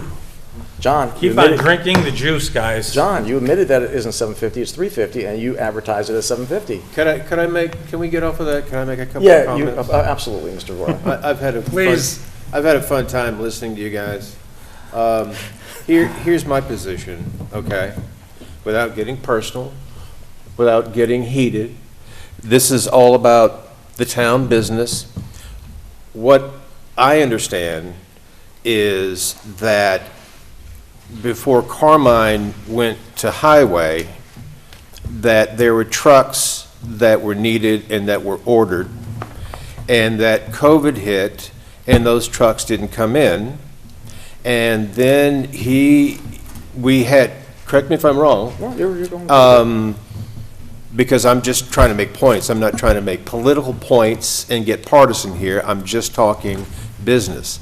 So, then there were other trucks, and there was a vendor for the trucks changed because one vendor couldn't supply, and we got another vendor. Is that true? And then all of a sudden, it was more trucks. So we had, and these are 300,000 apiece? About 350. 350 apiece. So all of a sudden, we got from the Schofield era, a need for trucks, and then under Carmine, a need for trucks, and then all of a sudden, the trucks are here, the necessity from Schofield to Carmine, and all of a sudden, there is a lot of trucks, including a pickup truck, that's necessary, hence a huge bill, a very huge, huge bill to the town. And so what did we decide to do? Well, and I know that you were a part of this decision-making. Again, I'm not being partisan here. I'm looking towards just talking about it in a business sense. So with all that hitting the budget, yes, they were paid for, but the decision was made to do this loan thing so then we could recoup and bring money back and repay the amount that was taken from the funds to go back into the funds. So yes, they're paid for, but we're doing this to replenish that amount, and I thought that was a pretty good move. Am I wrong? That was if the 2023 budget was not amended to take out the $750,000. Okay. That was taken out, so you changed the trajectory of it. No, you're correct until that point. Okay. Well, I do know that the 2023 budget was $342,000 under the allowable limit. There's no doubt about that. But we're mixing the two because we're trying to make political points, and we're not mixing the point because every budget I've had has been under the cap. Good. And we're going to work to continue that. And Okay. let's take your number, $348,000. Yeah. For the last 4 years, if we had that, we could have bought these trucks cash. Well, just based on your lower number. Well, I don't know. So that's what. No. Excuse me. You just said that was the cost for one truck. One truck's about $350. Yeah. So that was the cost for one truck, and we had multiple coming in.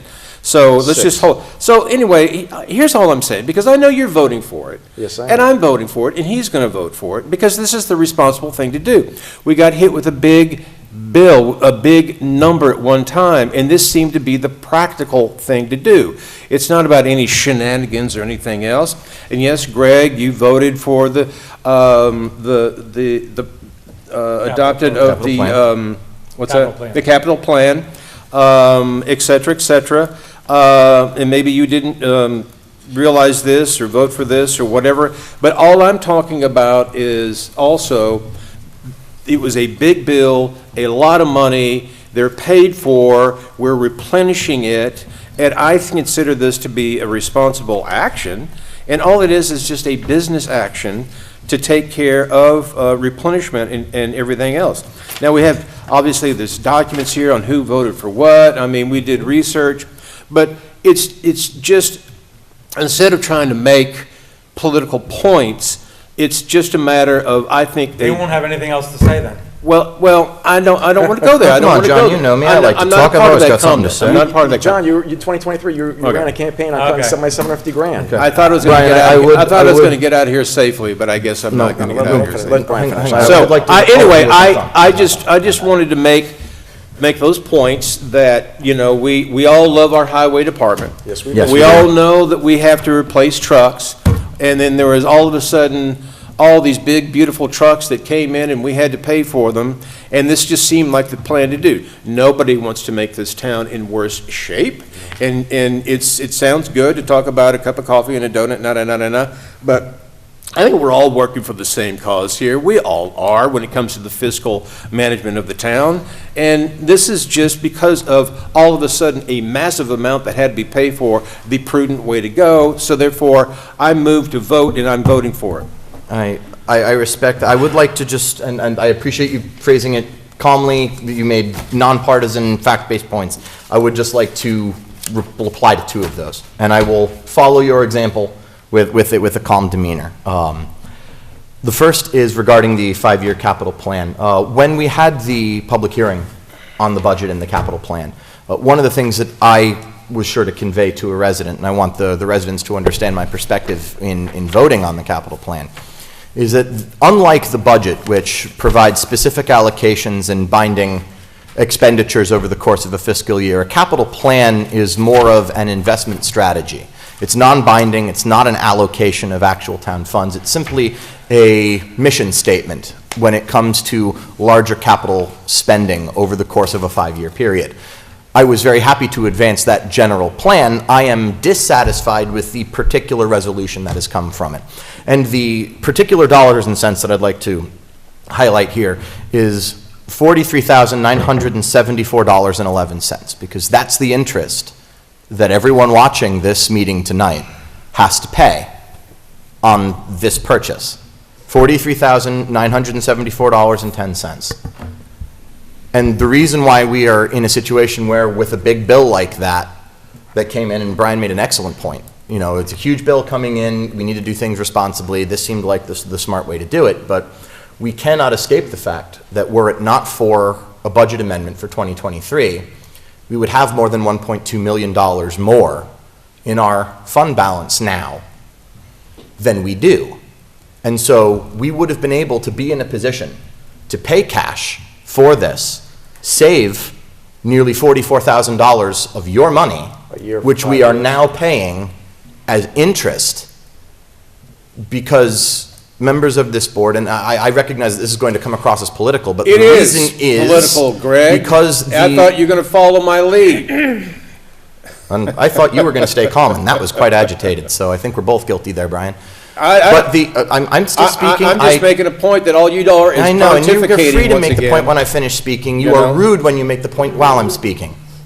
Continue, Greg.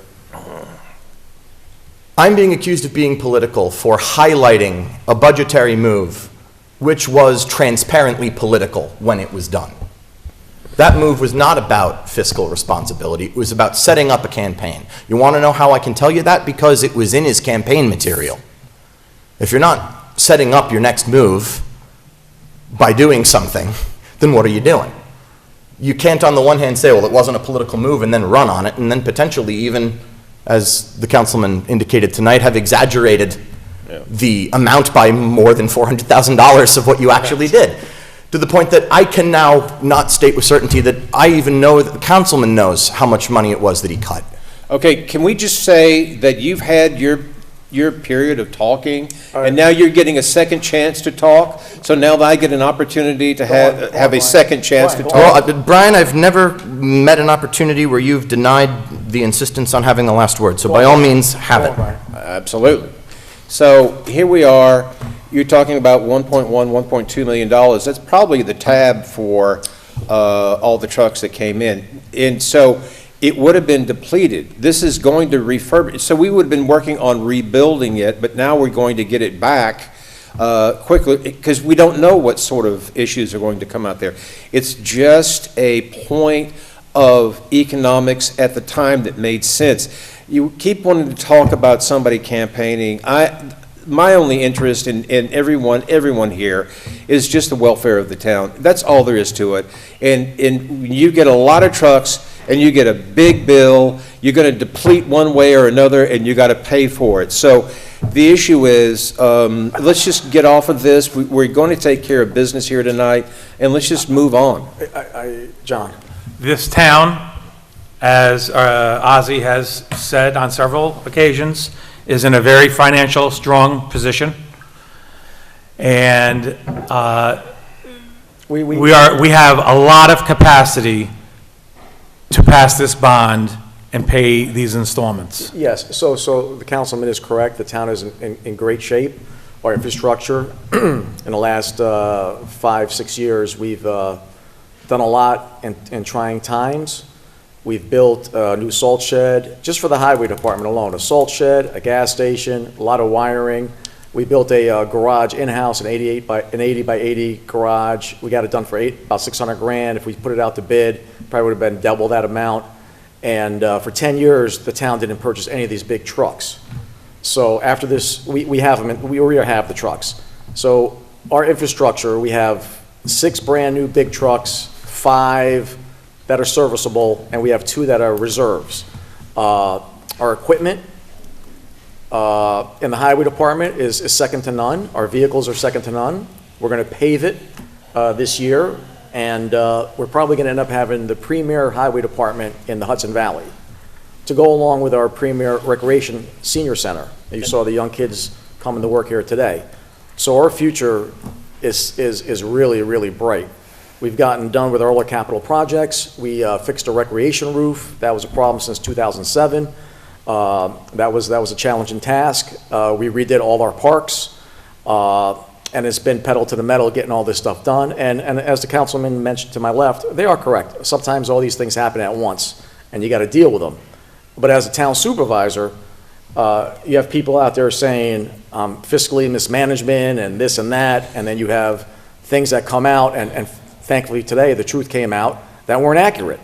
And but the key here is not only are we doing good, we've probably got between $250 and $400 million in additional projects coming throughout the town of Fishkill. You're looking at a solid 10 to 15 years of taxes only going up maybe $10, $15 a year. This is what this is about, where we were going for the last 6 years, maybe a $10 a year increase. We had a nice tax cut in 2024, and our concern is all our fund balances are pretty good, except for one, highway. We usually have our fund balance above 10. This one's around 5 because of all these purchases and all these upgrades. But there are some people out there that are complaining about it. So we have to address that, and sometimes we have to debate it. And trust me, if we were all on the same page, I'm taking credit for it because I can't wait to run again. I can't wait to brag about what I did with the highway department, the parks, and the entire town of Fishkill. I'm proud, but I understand the 2 council persons to my right. I understand exactly how they feel because they weren't here when this stuff happened, and things can be construed in a sinister way where you get blamed for something that you didn't do, and that's not right either. And as I mentioned before, I always knew what the original amount was, the $350,000 that was cut, and I just played the $750 because one day I knew it was going to come out, and it came out. And the councilman to the right, I never want to see either one of you being blamed for something that you didn't do, and I respect your votes, and we have enough votes to get this done today, and I'm willing to put this up right now as a motion. Can I have a second? I'm not done. I'm not done. So I would ask Greg to contact Sharon at some point in time, and even Jackie, because I know she's only here part-time, but she has a lot of information that she will be very happy to share with you. And I know Brian and I spent a lot of time with the former police chief, and we got criticized for it. And I spent a lot of time with Sharon, because I ask questions. I want to know what's going on, and I want to know what the consequences are if this doesn't get adopted tonight. And the consequences are that our fund balances will continue to be depleted. Our bond rating will be in jeopardy of increasing, which means more money going forward. The installments on this bond are already in the 2025 budget. Which you voted against. Which I voted against. Yep. But the installments are already in the budget. So we're not asking the residents to pay for something that it's something new. It's already in the budget. Worth of interest. All right. Aside from $39,000 worth of interest. I just want to follow up with John. John, did Sharon Mitchell tell you that the amount was $350, not the $750? Did she ever correct you on that? No comment. Brian. Thank you. First, I want to compliment Greg, and here it is, Greg, and I know you're going to like this. You and I and John showed leadership, fiscal leadership, by getting an occupancy tax adopted. And that is going to be money that will help our citizens and help our town. And that is a good thing. And we worked across the aisle on that, and I'm very proud of that. Absolutely. And I need to give you an update on how we collect that, because it's a little bit of a thing going on. Is that an old new business thing we can talk about tonight, or will that be Let 'em down the go, line? let 'em go. Let's talk offline, and then Okay. we can chat about it here. I'll Cool. tell you what's in the works to try to work that out. But what I'm hearing, Ozzy, from you is one side agreeing that, oh my God, 700,000, whatever, but then also telling the people we're fiscally perfect. And we are in good shape, and we're going to be fine. And especially, hopefully, the occupancy tax, it's only at 2.5 this first year. Hopefully, we're going to get somewhere around 500,000, which is going to go a long way towards filling the coffers and taking care of stuff. Ozzy voted against it, but he can't wait to get that money. I know you, Ozzy. I confirm that. Yeah, see, I know you, because you told Especially me. the second part. Look, you don't like the tax, but you don't mind the money. I can understand that. Nobody's in that. Yeah, so Nobody's out of that. people are passing through this town, they should give us 2.5%. Anyway. We could set up toll booths. You Brett. do it We could do everywhere. So anyway, we're going to be fine. You citizens are not being shafted, and we look forward to filling the coffers more, and I can't wait for that. It's going to be interesting to see what the benefits are from that hotel room tax. Greg? Oh, yeah. No, I think, like I said, the next 10, 15 years, the town is in excellent shape, infrastructure-wise, development, financial.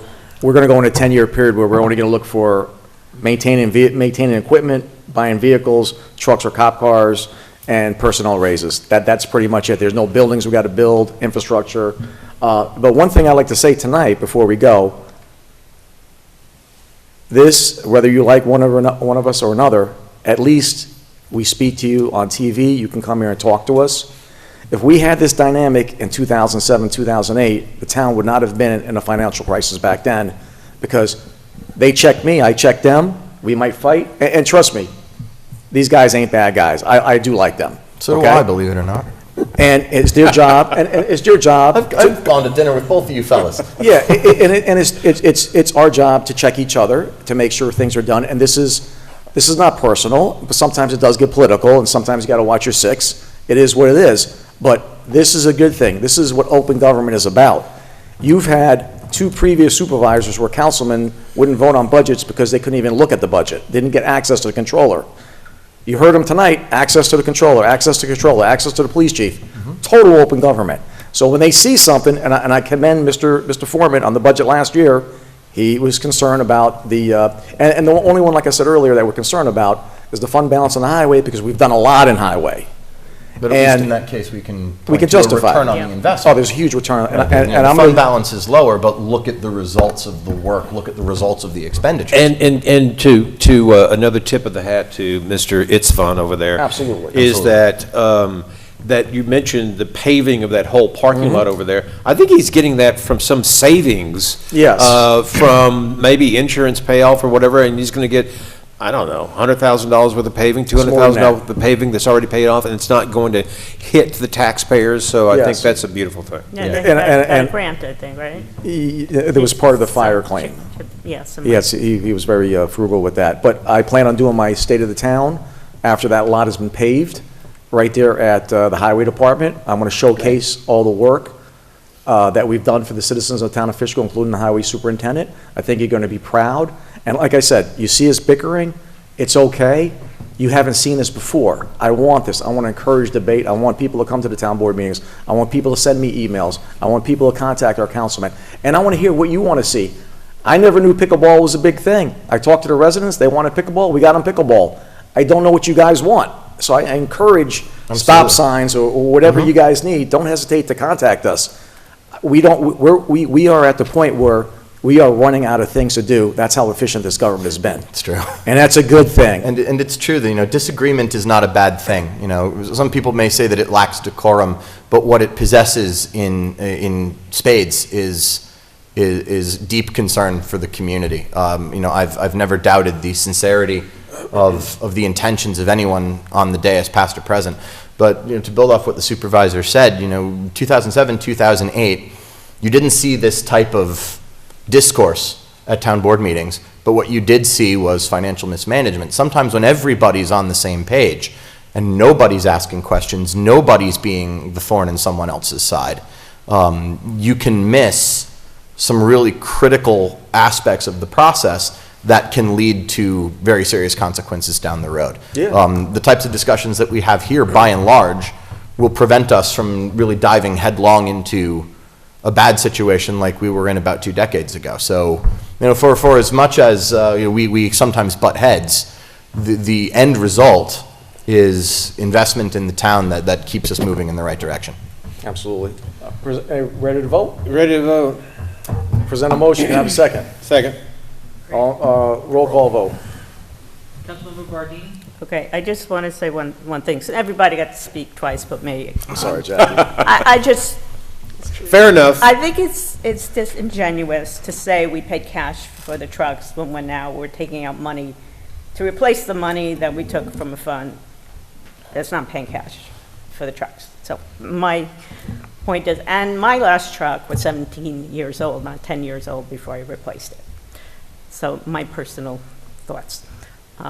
So again, for the reason, I think we should pay cash when we buy something.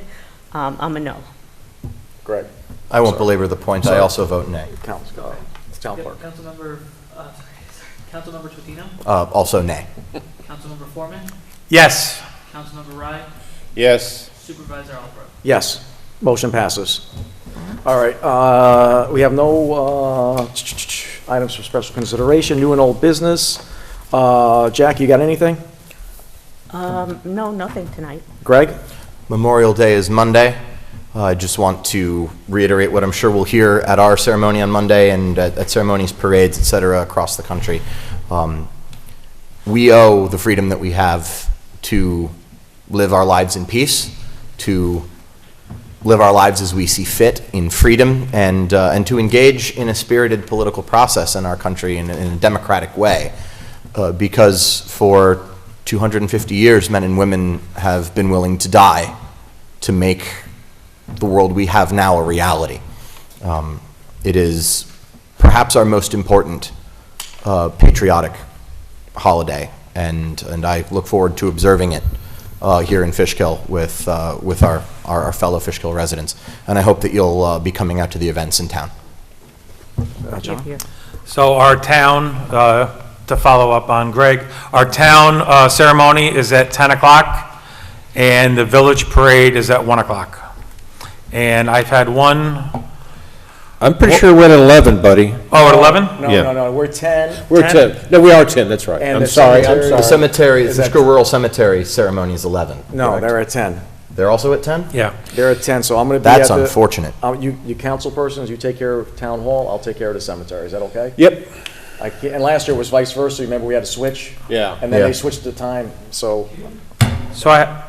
I'm sorry. 10 o'clock town hall, right between the police station and the rec department is our memorial garden. In the village? I'm sorry, John, I got that wrong. The parade is at 1 o'clock by the Dutch Reformed Church. That starts there. So I have one resident ask me about the dog park, about maybe possibly doing some upgrades to it. So he said if you go to other towns, they have some activities for the dogs to do. You know, almost like a playground type of, you know. I understand. What we've done upgrading the parks in the last couple of years, we fixed the fence, and a Girl Scout with her award, she built that overhand platform. The shade overhang, yeah. Yeah, what's her name, Miss C? Kelly C? So just something to consider. So we could get, what would you like to consider? I don't know. Research it. Yeah, yeah, if you got something that's reasonable, we can put it in the budget for next year. My wife and I may want to get another dog, and we want a place to take the dog. Get on it, John. Brian, you got anything for new business? Anything new? I'm good. All right, so I got two things. My supervisor, Lacola, lives in Overlook Point, he's the HOA president there. Yeah. And he's interested in to save some treated discharge water from the sewer plant, to use it for landscape irrigation. Are you okay with this? I'm okay with it. I am. Are we going to get gonna MJ to refer look that- at it and give us a I report? don't, that's a private organization. Yeah. If we can What do do we it without do? having to pay for it, he can do it. I'm not gonna subsidize. Yeah, it's a good point. But you guys are okay with? Yeah, I think I think Everybody's he's okay? got a Good great, idea. At least, but yeah, I think he's got a great spending plan. any money without the We're HOA allowed to being do willing that? to. It was a DEC asked me, It's gray water, how is it being disposed of? let's get to the point where we're gonna consider letting them do it, so let's not, All right, maybe they just can't do it, but why even try unless they could do it? all right. So, they gotta pump it up quite a way, because the Hudson River is pretty low. But if there's a way to do it, and they're willing to do it, I'm supportive of it. All right. yeah. They like to water their gardens, their Just would yards like to pretty know nice. more about it before. Yeah, I'll forward you this email tomorrow. And the DEC contacted me to see if the town board was okay with it first. So we'll move on that. So the last thing I got is, you guys seen the passports, the update on the passports, John, did you see it? Passports? For the next year's celebration, the 250th? You guys okay with that? That's your project. I think you go for it, man. Okay, you okay with, I'm thinking about a pin that says, with the town of Fishkill, that says 250th, That'd be great. 250 America. Yeah. That's the code for, you guys okay with that?